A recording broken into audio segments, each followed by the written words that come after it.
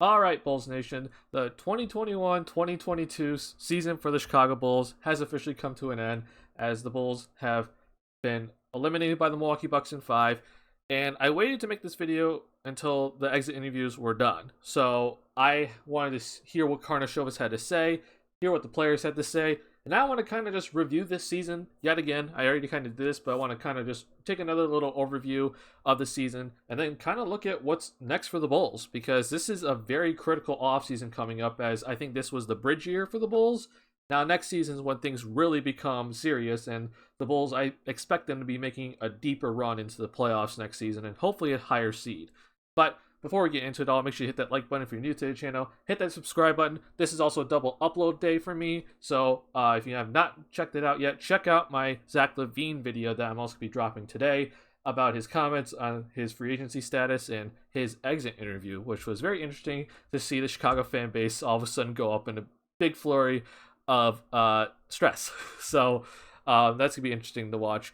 But in this video, I want to kind of look at some of the quotes from the exit interviews, mostly looking at AK. I want to do a lot of talking about what AK had to say, then kind of look at some of what Zach had to say, and then get into some of the nitty gritty stuff here, which is the Bulls cap situation, which is going to be very interesting to keep watch of for next season. But definitely go check out all these exit interviews. I think they're definitely worth watching. I always say this, the exit interviews are definitely important to watch, because if you look at all the quotes out of context, it doesn't always tell the whole story. So a lot of people are retweeting some of the quotes by Zach, and they're like, oh my god, he's leaving. But, I think it's important just to listen to what Zach actually says instead of just reading text on a screen. So I recommend doing that. I think it's definitely best if you do something like that. And then definitely check out Casey Johnson's article here, NBC Sports Chicago, one of the best beat writers, and he kind of broke this down a little bit. Well, I want to kind of give my own little personal opinion on this, because, again, this is a very critical offseason for the Bulls. But let's do a quick review of the season yet again, because I'm still upset with some people with how they're viewing this Bulls season. I think this Bulls season was a success. I know you have every right to disagree with me, but I think this was a success. People had this Bulls team at 9 or 10, just barely making the play-in, or not even making the play-in for some people. A lot of people had this Bulls team not making the playoffs. They thought that signing DeMar DeRozan was the worst signing in NBA history. People really were down on this Bulls team. I had them before the season started. I said this team's going to be a 4 or 6 seed, or between 4 and 6 in the Eastern Conference. That's where I had this Bulls team, and that's exactly where they landed. I understand that this Bulls team went on a great run at the beginning of the year. They are out of the gate. The new guys like Lonzo, Caruso, DeRozan, they looked really, really good out of the gate, and were fitting well with everybody else. And the defense looked pretty good.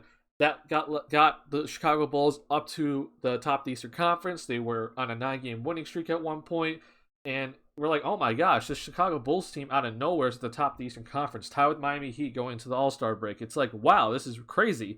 And that kind of changed a lot of people's expectations. Some people jumped on the bandwagon, and now, people are really upset because this Bulls team, after the All-Star break, went 8-15, and then obviously in this playoffs, they had a horrible Game 3 and 4, also a horrible Game 5, but, a lot of guys were out in that game. And everyone's like, why didn't we perform well in the playoffs? Why did we slide all the way down to the 6th seed? But I have to remind people this. I think this playoffs shows you how much this team still needs work. And I want to remind people that AK said, even after this great offseason that he had in the previous offseason, getting Lonzo, DeRozan, Caruso, he still said we have more work to do. He understood that before the season started. And he was pleasantly surprised how well they were playing at the beginning, but he understood that there's more work to do. And you saw it in this Bucks series that this team has a lot of holes, especially the bench. The bench is basically non-existent. Not enough shooting, obviously. We need more rim protection. But also the fact that the Bulls were even at the top of the Eastern Conference, I think is crazy, in my opinion.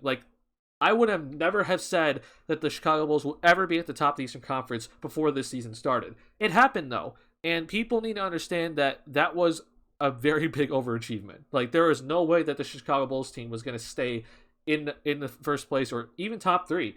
I said it as that was happening. I'm like, this Bulls team is not going to finish top 3, because this Bulls team is not better than the Bucks. They're not better than the Heat. And I didn't think the Boston Celtics would do such a thing, go all of a sudden be the 2nd seed. But I said that the Bulls are not better than 76ers. So I guarantee that they're going to be below those 3 teams. They finished sixth though, so they were even worse than that. But my point is that at least for my opinion and where I had the Bulls to start the season, that's where they ended. And therefore, in my opinion, it's a successful season. This year was supposed to get out of the rebuild, which they did. They got into the playoffs, which they did. They stay out of the play-in tournament, which is fantastic. But what people should not have expected from this Bulls team was a championship caliber team. You do not go from the 11th seed to the all of a sudden being a title contender in after one offseason. That does not happen. This team clearly still needs work, and AK is definitely going to address that this offseason. So just stick with this team. Be proud of what this team accomplished. I think this team should be very happy with what they've done. The fact that they were even at the top of the Eastern Conference is absolutely insane. They should be very proud of that. I know the season didn't end the way they wanted to, but at the end of the day, AK even talks about it in here. This team had a lot of problems due to injury, a lot of people out. It sucks, but that's the reality of basketball. And even so, we were able to stay out of the play-in tournament, which is really, really good. And I'm very proud of this Bulls team. I have to be very proud. So let's talk about now what AK is looking forward to and what his plans are kind of for the offseason. I do want to start off by saying this. I do think Karnisovas is a man that does not leak anything. So if you think that you're going to get like an actual answer out of Karnisovas, you're not going to get one, all right?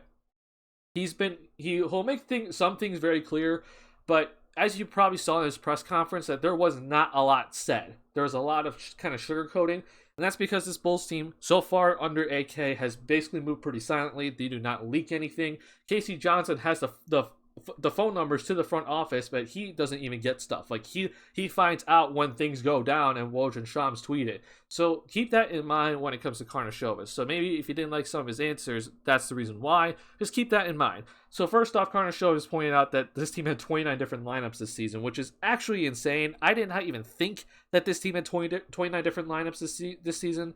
I'm very shocked to even hear that. But it's obviously true. Due to COVID, obviously injuries, Lonzo Caruso missed half the season or more. Obviously, Patrick Williams was out since Game 5, didn't come back till later. And we all know about the other injuries to Zach. Like, this team had a lot of injuries, had to deal with a lot of COVID problems, and it just was unfortunate. But even so, even with 29 different lineups, this Bulls team was at one point at the top of the Eastern Conference, and they still finished with 46 wins on the season. That's crazy to me, and that's a really good job by Billy Donovan and the coaching staff, so give them credit for that. So because of these 29 different lineups, Karnisovas kind of said that it's hard to build a defensive identity, and I agree with him. So he has been basically talking about continuity, and this is one of the tweets that have been that's been kind of showed or been kind of looked at, because throughout this entire press conference, Karnisovas is talking about continuity. So right here, he says that he wants to keep the Bulls core together. So there is one thing to get out of this press conference, is that he does want to keep this Bulls core together. But then keep this in mind. He said that he did add the qualifier, but we've always been ready for what comes our way. And that's the best thing you can hear from a front office. Don't be dead set on one thing. Whatever comes your way, you deal with it then. So, that who knows what that's going to entail. And, I mean, we're gonna see Karnisovas, do his thing when things happen. Like, we can't be doing the offseason now because the NBA playoffs are still happening. So he has a plan, but if things do not go to plan, he will take care of those things. But his goal right now, as you can see, is to keep this Bulls core together. And I'm happy to hear that, because I do think this Bulls core needs to stay together. Again, continuity. Karnisovas also brought up that this team is playing, like, this Bulls team is playing other teams that have been together for like 3 or 4 seasons. So he believes that continuity is very important. Continuity is valuable. And he's, again, referring to the core. He wants to keep this core group together and hopefully have them play multiple years together. And then he thinks at that point, then this team will become an actual title contender. When it came to Zach Levine, Karnisovas said something that I think is very important, but went pretty under the radar, which is he said that Zach Levine his knee status is not going to come into play when it comes to how the Bulls deal with his free agency status. As we all know, Zach Levine is an unrestricted free agent. He is eligible for a max contract. I'm going to make another video about that later. You'll see that later. But the big thing about this is, like, a lot of people are saying, like, they don't want to pay Zach, on Twitter. Like, they don't want to pay Zach because he's dealing with a knee injury, might get surgery, and then they're worried about his athleticism going away. And Karnisovas is like, that does not matter. We're dealing with Zach. It does not matter that he has a knee injury right now.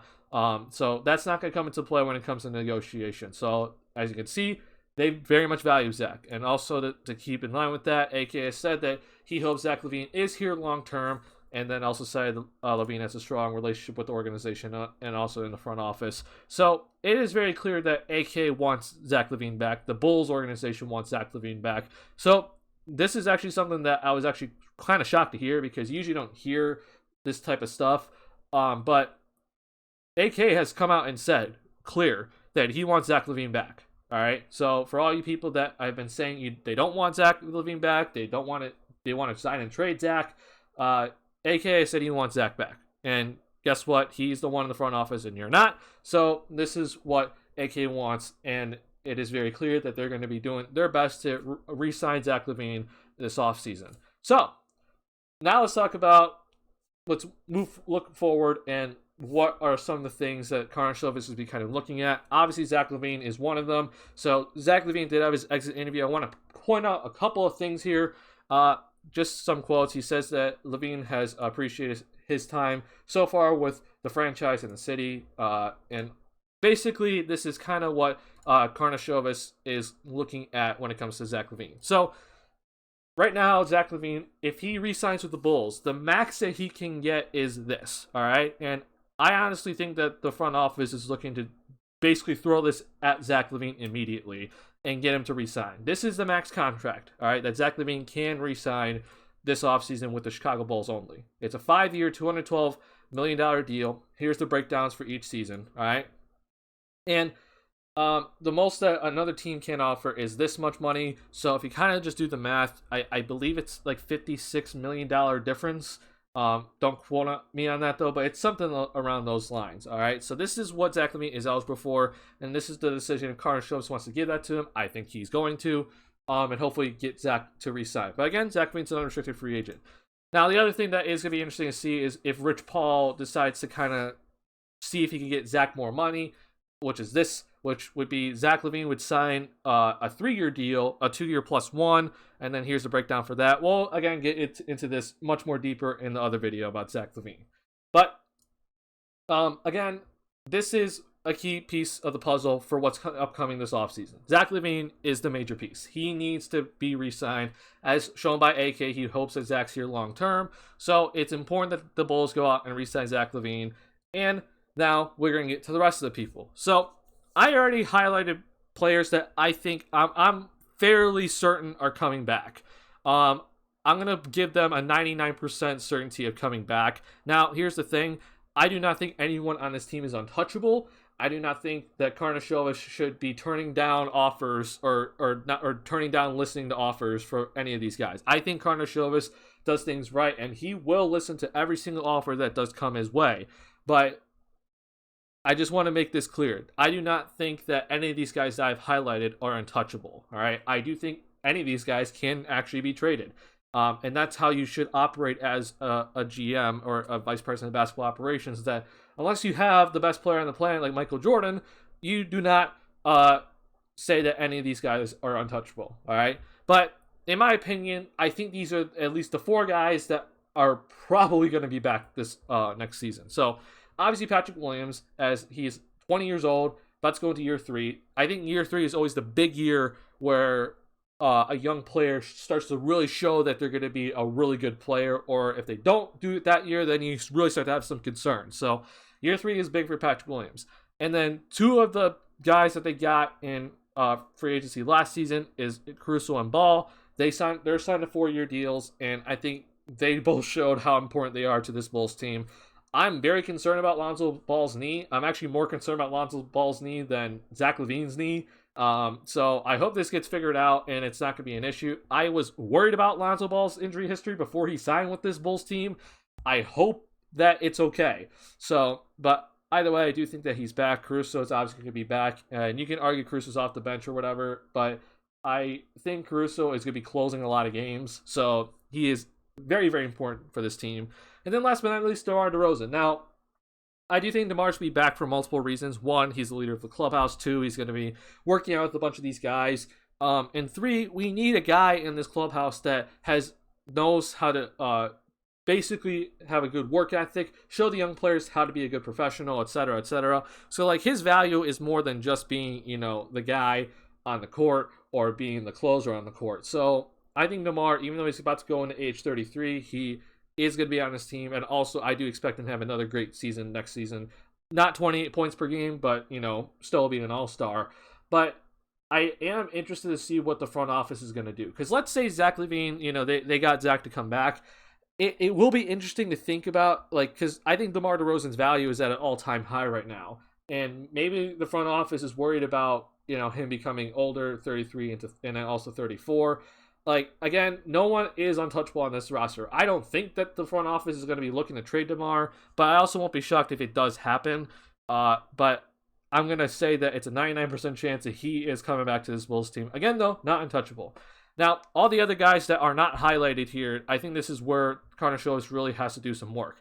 Vucevic, I think, is obviously the big one here, because this is last year of his deal, which is a huge thing. People need to understand that this is huge. And he's about to turn 32, and I don't see the Bulls wanting to give a contract extension to him at age 32. So I am very interested to see if AK wants to trade Vucevic. I always say this about the importance of the Vucevic trade. I know people are very upset about it because we give 2 first-round picks and Wendell Carter Jr., which, by the way, I was a huge fan of Wendell Carter Jr. I'm going to say it all the time that I was right about him. But here's the thing. I do not think, people always say, Vucevic got DeRozan, right? They always are using that argument, but I actually think it's a little bit different. I think the argument is, if the Bulls don't go out and get Vucevic, I don't even think they think about going after DeRozan, right? I actually think that's the more significant thing, is that I don't think the front office even thinks about going after a guy like DeRozan if they don't have Vucevic, or don't get Vucevic at that trade deadline. So Vucevic coming here was significant. But now, because this is his last year of his deal, it's going to be very interesting to see what Karnisovas does with him. And that's the reason why I don't think he is 100% certain coming back next season. So we'll see what happens with this. I have some options. I'm going to make a Vucevic video as well, because this is definitely a very important part of this team. So he might be gone. But AK did just reference continuity, so I also won't be shocked if he's back. Just keep an eye on Vucevic. Obviously, Zach Levine's an unrestricted free agent, so we don't know about his situation, if he'll be back or not. But then here, this is the rest of the team. This is where Karnisovas has to get better, and he understands it. I've highlighted basically the core, except for Vucevic, which I think his future's kind of up in the air right now. But the rest of the guys, this is where you can get better. Now, I will highlight some guys that I do think have a good chance of returning. One of them is Javonte Green. Getting Javonte Green on this salary, this is a minimum contract. I think he's staying. I also think he's going to be on a better role next season, guarding smaller guards, instead of guarding Giannis, right, and playing power forward. So that's going to work out well. Another guy I do think will be back is Ayo Dosunmu. He's already kind of talked about wanting to play in Summer League. I'll also be making a video on Ayo Dosunmu, so don't worry about that. Just look out for that, because people are worried that he's only on a 2-year deal. He's going to be a restricted free agent. The Bulls are going to re-sign him. And then another person I do think is to be back is Marko Simonovic, but he's probably going to be in the G League. All right, so these are the guys that I highlight that I think are either 99% going to be back, and then fairly certain are going to be back. The rest of the team, I have no clue. And this is for what AK has to decide. I see a lot of guys that I think are tradable, aka Kobe White. I see potential sign and trade opportunities with Derrick Jones Jr., maybe signing and trading him. Troy Brown Jr., he's going to be a restricted free agent, signing and trading him. And the other assets the Bulls have is the mid-level exception, which is what they used to sign Caruso this past offseason. The Daniel Tice traded player exception, which is only about $5 million, so I expect the Bulls to use that. And then hit their draft pick, which is the 18th overall pick. I'll be interested to see what the Bulls do with this Portland pick that they got in the Lauri Markkanen deal. The Bulls will not be getting that pick this season because it was lottery protected, and the Blazers, they sucked, so they're in the lottery. Therefore, the Bulls don't get the pick. But even though we traded two first-round picks for Vucevic, we still have a pick this season. It's our pick. It's 18th overall. I'm seeing a lot of big men, like power forward / big men, potentially available there. So I do think that the Bulls will use that pick to bring in a new guy via the draft. But I won't be shocked also if Karnisovas uses that pick, picks a guy, but then trades them for another player after the draft is done, which you're legally allowed to do under the Stepien rule after you make the selection, right? So there is a lot still here. As you can see, if let's say nobody that is guaranteed money doesn't come back, the Bulls have some cap space, but it's not a lot, right? This isn't projected to go up a little bit, but it's not a lot. If Zach LaVine re-signs, then obviously this Bulls team is going to be over the cap. But they do have a little wiggle room to kind of work with if they want to kind of maybe go out and sign a vet. So that'll be interesting to watch. Just keep in mind, if Zach LaVine does re-sign that max contract, the Bulls will not be in the luxury tax, okay? If the Bulls do a lot more and also re-sign Zach, then yes, they'll be in the luxury tax. But just keep in mind this, okay? Last but not least, I want to just mention this as this is now a 20-minute video. I apologize. Zach LaVine is not eligible for a Supermax extension, all right? I want to make this clear. I'm going to say this in my other video as well. If you want to talk about your opinion on the Zach LaVine situation, get the facts right, all right? Zach LaVine is eligible for a max contract, but not the Supermax, all right? He's not making an All-NBA team this season. I'd be shocked if he makes it, okay? He's not making it. So, therefore, he is not eligible for a Supermax contract. He is eligible for a max contract, and the one that I showed you, right, this is the max contract. This is not the Supermax. So, for people like this person who is saying that the Bulls can offer the Supermax, that's not true, okay?